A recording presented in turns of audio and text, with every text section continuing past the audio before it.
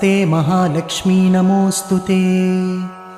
नमस्ते गरुडारूढे कोलासुरभयङ्करी सर्वपापहरे देवी महालक्ष्मी नमोऽस्तुते।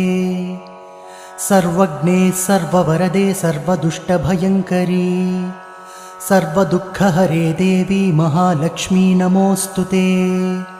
सिद्धिबुद्धिप्रदे देवी भुक्तिमुक्तिप्रदायिनी मन्त्रपूते सदा देवी महालक्ष्मी नमोऽस्तुते। आद्यन्तरहिते देवी आदिशक्तिमहेश्वरी योगज्ञे योगसम्भूते महालक्ष्मी नमोऽस्तुते। स्थूलसूक्ष्ममहारौद्रे महाशक्ति महोदरे महापापहरे देवी महालक्ष्मी नमोऽस्तुते।